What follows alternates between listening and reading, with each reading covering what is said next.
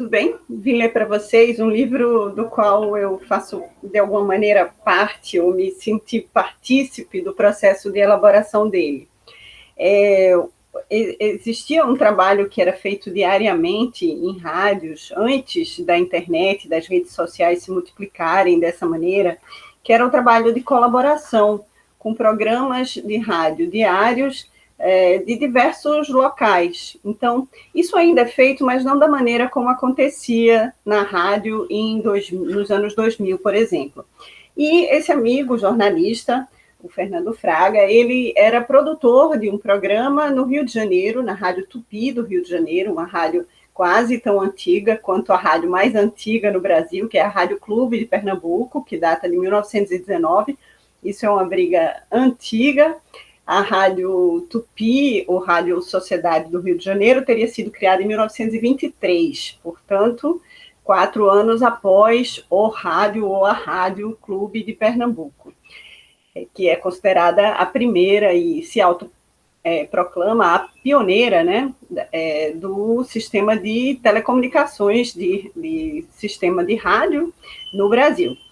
E eu, como comunicadora na época, na Rádio Clube, fazia uma participação diária no programa produzido pelo Fernando Fraga, e muitas trocas foram também feitas nesse período em relação ao desejo de se aproximar da literatura, né? A gente, como jornalista, trabalhando em rádio, mas com um viés literário sempre presente. E ele, então, publicou um primeiro livro. Eu tive a honra de fazer o texto, o prefácio desse livro, né, o texto de apresentação do livro dele, chamado Notas de Carnaval. E logo depois acontece dele estar publicando nas redes sociais crônicas.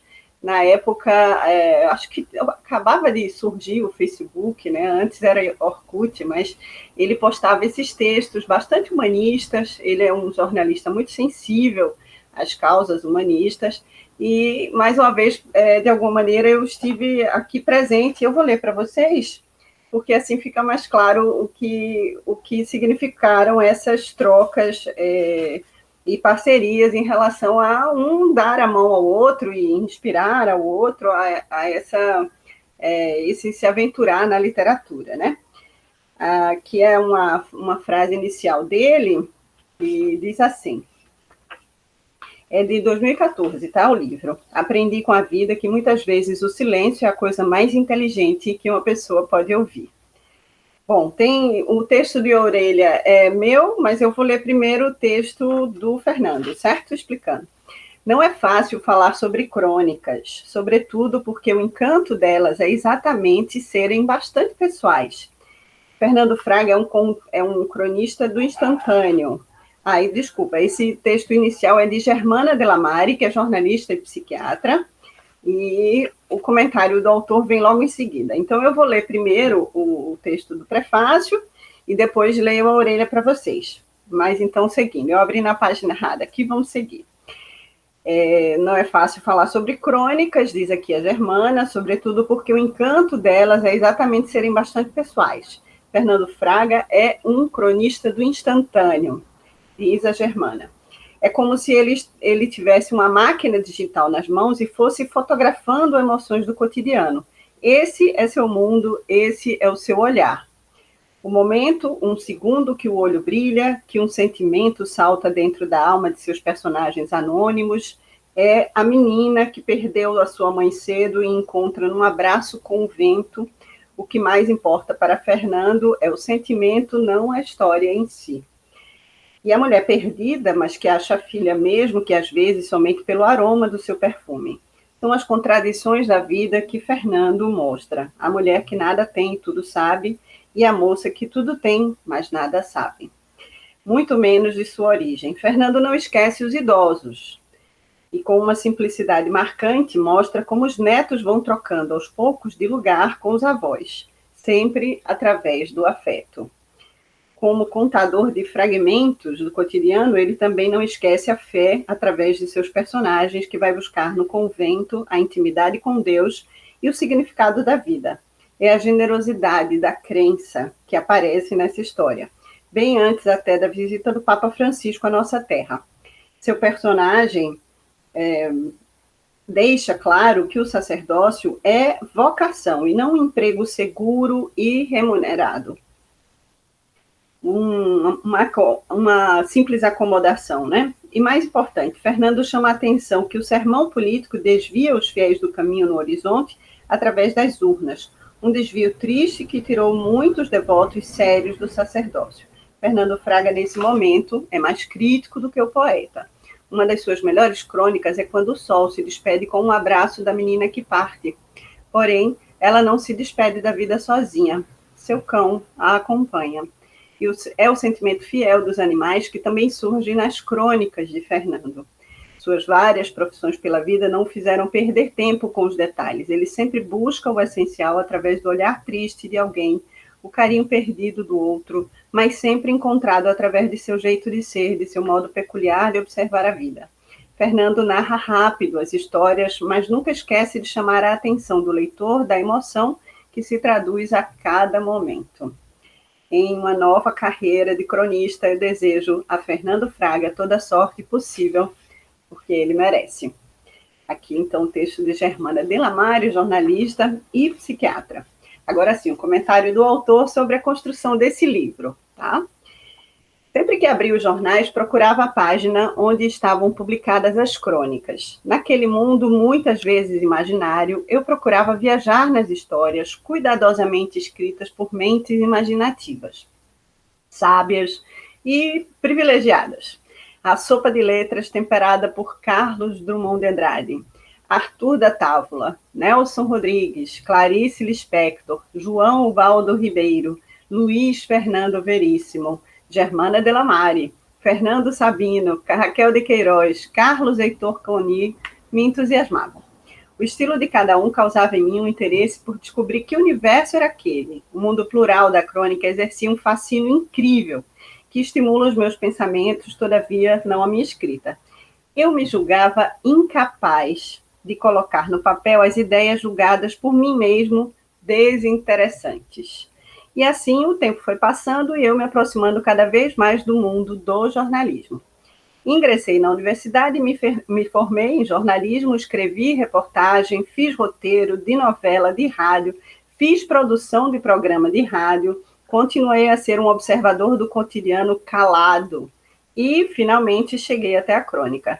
Fui escrevendo textos para programas de rádio com temas religiosos e policiais diariamente. De repente, fazia parte daquele mundo que um dia acompanhava nos jornais, no rádio de pilha. A sensação era estranha, mas com sabor, digamos, de sorvete napolitano. Agora faço uma pequena coletânea de crônicas escritas, na maioria, recentemente, movido pelo incentivo de uma pessoa especial. Ela é jornalista também, mas escritora, roteirista e de extrema inteligência que me ajudou num momento fundamental. Nem acho que meus textos são bons, porém, Georgia Alves acredita que sim. Portanto, apresento a você o livro À Luz dos Olhos dela, Crônicas. Boa leitura, se é que isso é possível. Fernando Fraga, jornalista pós-graduado em comunicação e marketing. Bom, vocês veem a generosidade de uma pessoa, né, que realmente é sensível, né, e a troca aconteceu sem que a gente também esperasse, mas o quanto você precisa, às vezes, que alguém lhe dê esse olhar, que alguém lhe dê essa capacidade de observar o que você está fazendo, para que o que você está fazendo dê a você mesmo essa sensação de uma concretude, de uma visualidade do seu trabalho, né? Então, eu escrevi aqui, em resposta. Na verdade, nenhum sabia do texto do outro, né? Mas vamos lá, eu escrevi. Quando a escrita tem a fluência de uma mão corrida, porque alguma emoção primitiva permanece viva ali.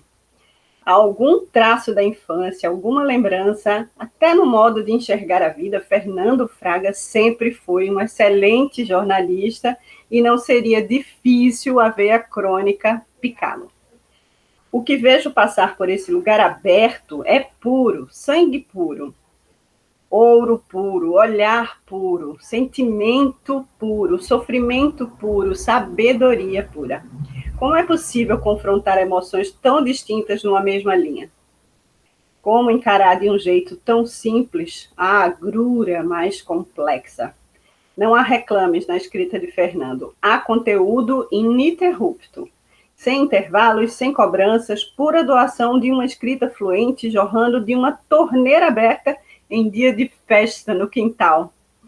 Do primeiro livro, lembro que as experiências na cobertura jornalística saíram da Marquês da Sapucaí em tiradas leves, ousadas, precisas e bem-humoradas, todas pertinentes, e principalmente cheias de um gingado que só carioca parece ter, né? Que só carioca tem. O que Fernando empreende com suas crônicas neste segundo livro é a leveza em estado puro. Como nos ensinou Paul Valéry, Fernando Fraga mostra que é preciso ser leve como o pássaro e não como a pluma.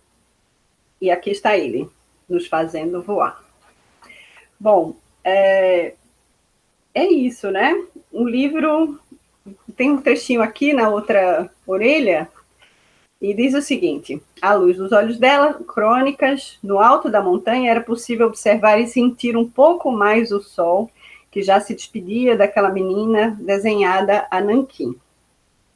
Com seus olhos azuis, Ana Júlia direcionava seu doce e meigo jeitinho para buscar o conforto e o calor junto ao seu cão pastor, alemão de nome Sheik.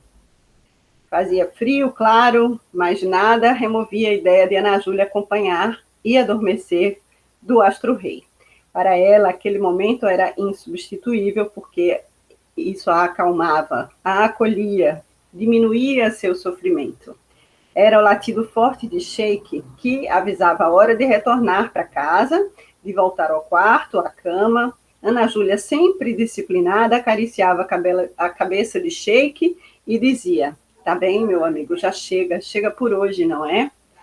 Um novo latido era assim de Sheik. Caminhando lado a lado, a menina e o cão se dirigiam para o interior da cabana, no alto da montanha, onde o frio ganhava intensidade com o vento que soprava forte. Juntos à beira da lareira. Então, um trechinho aqui de uma das crônicas, Rio de Janeiro, 2014, uma obra registrada no Departamento de Registros Autorais da Fundação de Biblioteca Nacional, e aqui algumas das crônicas se chamam Energia de Mãe, Dos Olhos da Menina, Uma Lágrima Rolou, No Dia dos Namorados, Cor de Chocolate, A Rua e Seus Mistérios. Eu li recentemente um texto, um poema de Jorge Luiz Borges chamado As Ruas, né? Acompanhe aqui procurem aqui na timeline do canal, vocês vão ver. E A Luz dos Olhos dela. A página é 35, eu vou encerrar a leitura com esse texto para rememorar esse momento. É exatamente esse texto que eu acabei de ler para vocês, né? Só que ele continua um pedacinho. À beira da lareira, eu vou continuar. A Ana Júlia olhando o mesmo, Ana Júlia e Sheik olhando o mesmo ponto. Juntos, à beira da lareira, Ana Júlia e Sheik olhavam para o mesmo ponto, o fogo. Pareciam se comunicar simplesmente pela luz dos olhares.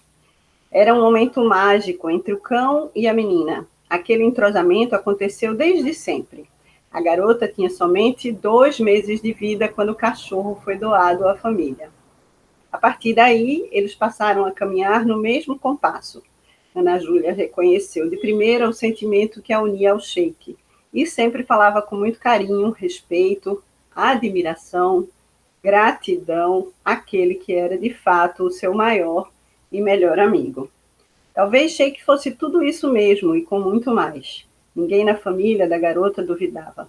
Todavia, nos últimos tempos, a preocupação dominava o clima familiar. A menina, Ana Júlia, já não estava tão bem de saúde como antes. Algo muito sério acontecia com ela. E como um excelente guardião, Sheik a acompanhava em todos os lugares.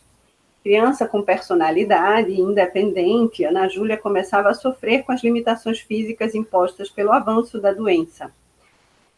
É isso mesmo, Ana Júlia estava sendo vítima de uma comorbidade agressiva e todos os tratamentos possíveis foram abatidos pelo avanço poderoso e ágil.